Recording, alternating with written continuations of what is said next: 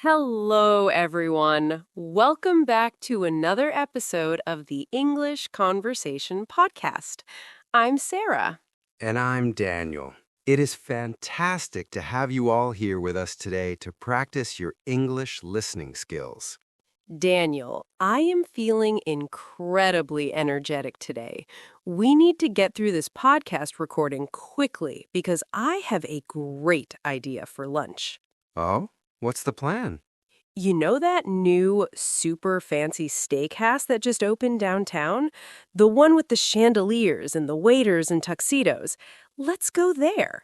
My treat. Well, actually, let's split the bill. Are you crazy, Sarah? That place? I can't go there today. Why not? You love steak. I do love steak, but I checked my bank account this morning. Sarah, it's 3 days until payday. I am completely broke. Ah, I know that feeling. Broke. It's a harsh word, isn't it? Having absolutely zero spare money. It is the worst feeling. And honestly, it's kind of embarrassing to admit it. Talking about money makes me sweaty. You are not alone there. Money is a very strange topic in English-speaking cultures. It's weirdly taboo. Right. Like, I know that in the US or the UK, you should never, ever ask someone a direct question like, what is your salary? Or how much money do you make? That is considered incredibly rude. Exactly. We keep our exact income very secret. But, and this is the interesting part, while we don't talk about how much we make, we talk constantly about the stress of managing it. That's true. We complain about bills, we stress about the cost of living, we talk about trying to save. Precisely. So today, we aren't talking about high finance or investment banking. We are going to talk about the everyday reality of money, the stress of being broke, the struggle to budget, and the joy of occasionally spending it. Okay, I need this episode. Teach me how to talk about my empty wallet in professional English. Okay, so broke is the extreme situation. That's when you open your wallet and flies fly out. Exactly. It's zero. But hopefully, we aren't completely broke every single day. Usually, as adults, we are living somewhere in the middle. We have some money coming in, but we have a lot of bills going out. Right, you aren't starving, but you definitely don't feel rich. You feel pressure. Exactly. So, how do we talk about that general feeling of financial pressure without oversharing? That is my issue. If a friend invites me to that expensive steakhouse, I don't want to say I can't go because I am poor. Saying I'm poor sounds way too dramatic and a bit desperate. I agree. Poor is a very strong word related to actual poverty. We need a softer, more polite phrase for everyday budgeting stress. So, what is the best native phrase for this? The most common, natural way to say you don't have extra money right now is things are a little tight. Or you can just say money is tight right now. Things are tight, like wearing a pair of jeans that are too small? That is actually a perfect analogy. Think of your income as the jeans and your expenses as your body. If the jeans are too tight, there is zero room for anything else to fit in there. No expensive steakhouses. That makes perfect sense. It's a very descriptive image. It is, and it's polite because it's vague. You aren't giving your friends your bank balance details. You are just signaling that your budget is restricted at the moment. I like that. So I could say, I'd love to go for dinner, but things are a little tight this month. Perfect. Everyone will understand exactly what you mean and they won't ask any more questions. Okay, things are tight is good for a temporary situation. But what about the bigger picture of how we live month to month? There's a specific idiom for that, isn't there? Oh, absolutely. You're talking about that very stressful cycle that a lot of adults get stuck in. What cycle is that? You know the one. You get paid on Friday, and for about 24 hours, you feel rich. Then on Monday, you pay your rent, your electricity bill, you buy groceries, and suddenly your bank account looks very sad again until the next payday. Oh, I know that cycle well. It is exhausting.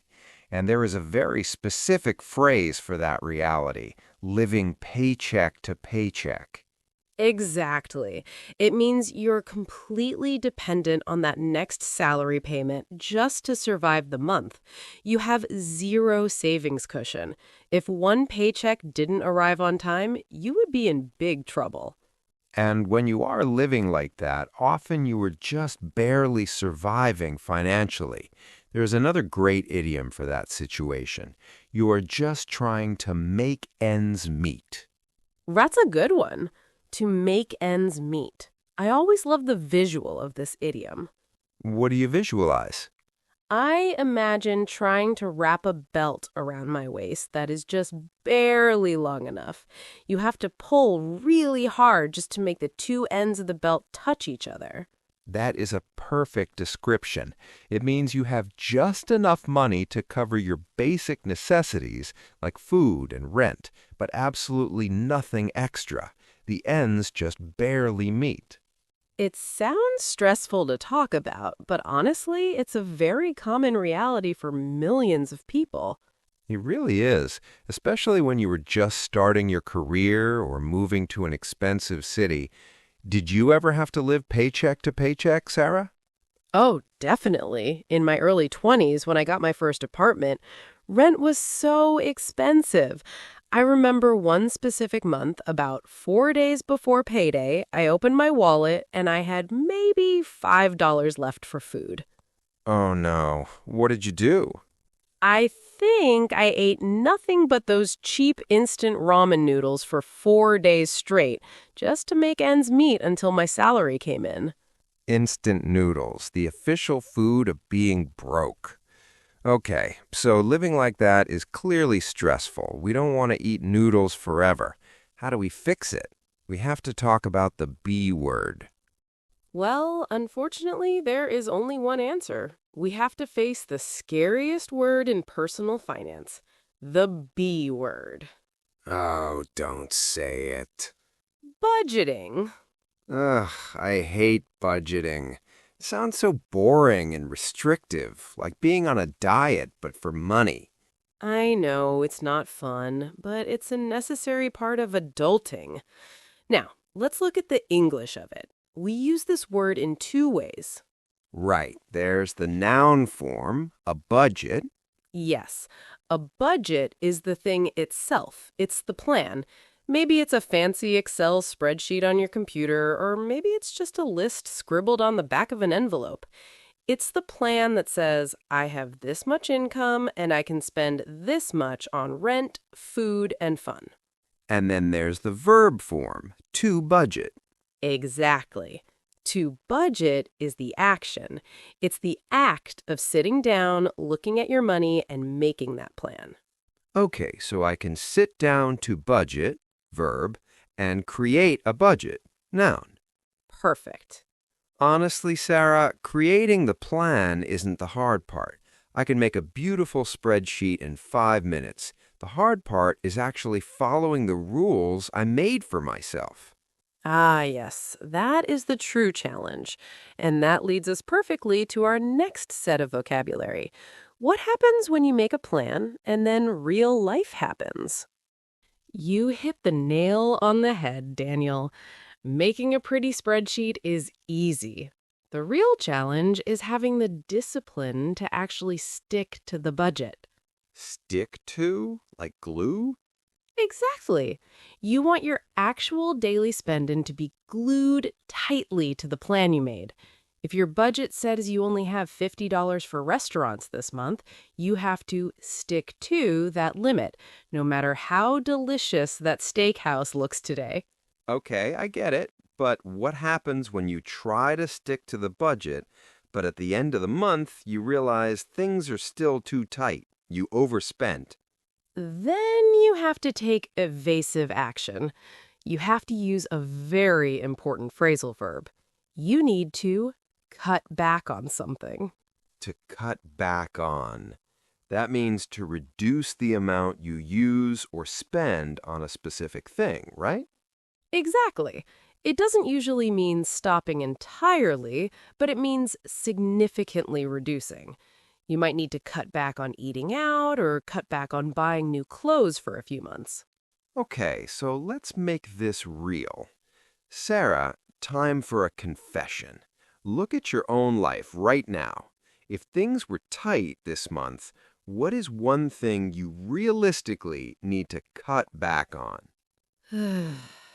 Do I have to answer this? Yes. Okay, fine. It's definitely online shopping. Sometimes when I'm bored at night, I just browse and buy things I don't need. I definitely need to cut back on that impulse buying. What about you? For me, it's those expensive coffees. I buy a $6 latte almost every morning on the way to work. It adds up to hundreds of dollars a month. Ouch. Yeah, that is a classic budget killer. I know. I need to buy a machine for home and just cut back on the cafe visits. That sounds like a smart plan. See, we are budgeting. But Daniel, all this talk about cutting back and sticking to rules is depressing me. I agree. Life can't just be about deprivation. Let's talk about the fun part of money, spending it. Okay, let's start with the pain. The feeling when you see a price tag and your jaw drops. We already know the basic word, expensive. That new car is very expensive. But native speakers have much better ways to complain about high prices. Oh, definitely. If we're at a store and I pick up a shirt that I think should cost $30, but the tag says $150, I wouldn't just say, it's expensive. I might say, wow, that's a bit steep. Steep, like a steep mountain that is hard to climb. Exactly. The price is painfully high. Another very common, slightly slang adjective you'll hear all the time is pricey. Yeah, I like that restaurant, but it's a bit pricey. Perfect. But Daniel, what if something is extremely expensive, like painfully, unbelievably expensive? We have one of my favorite idioms in the whole English language for this. I think I know this one. You say that it costs an arm and a leg. Yes, it costs an arm and a leg. It means the price is so high that you would have to sacrifice your own body parts to pay for it. It's a very dramatic idiom, but we use it constantly. We really do. Like right now, the housing market in my city is crazy. Buying even a small apartment costs an arm and a leg. Or going back to my coffee habit, if you think about it, spending $200 a month on coffee kind of costs an arm and a leg. It really does when you add it up. Okay, so that's painful spending. But what about good spending? What about when you decide to buy something nice just because it makes you happy? Yes, let's talk about happy spending.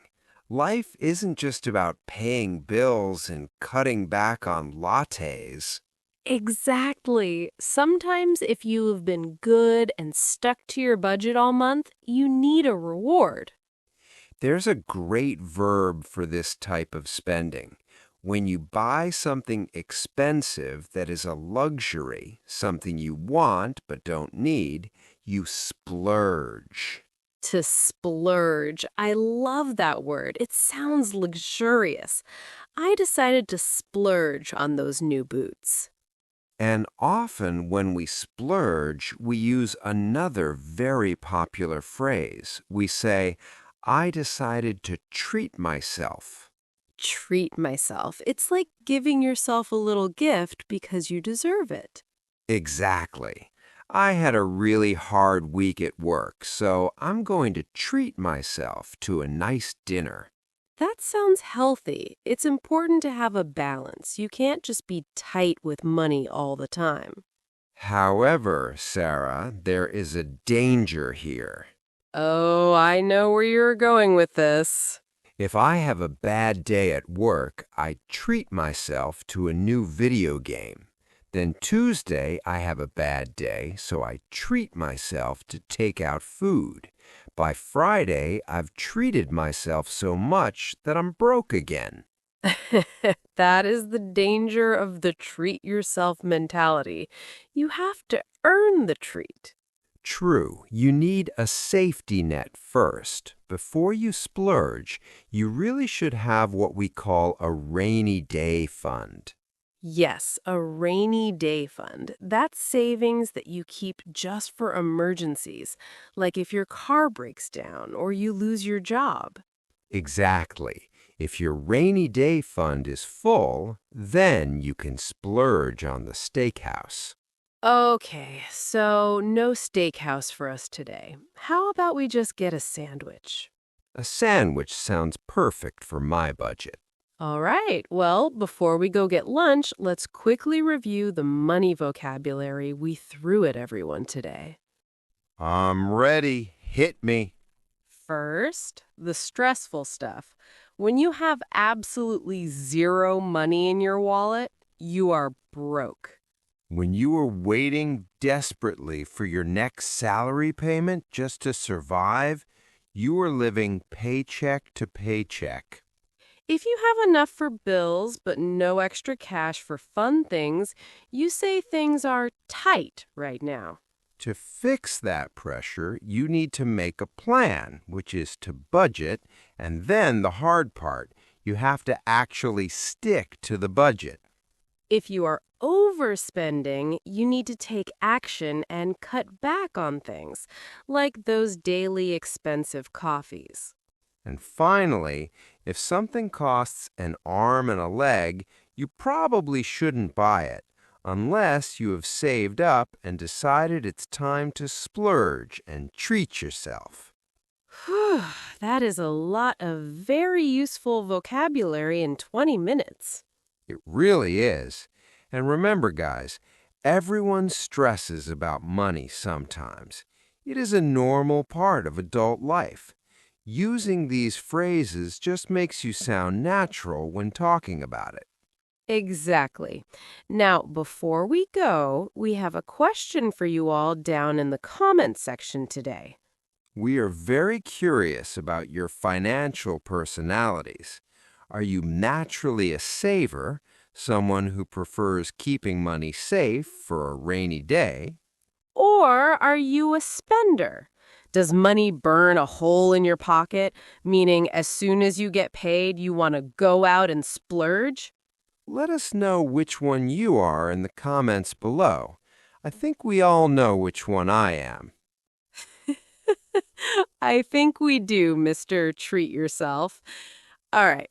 If you found this episode helpful, and since it didn't cost you an arm and a leg to watch it, please give this video a thumbs up and subscribe to the English Conversation Podcast. It really helps us out. Thanks for listening and happy budgeting, everyone. Bye-bye.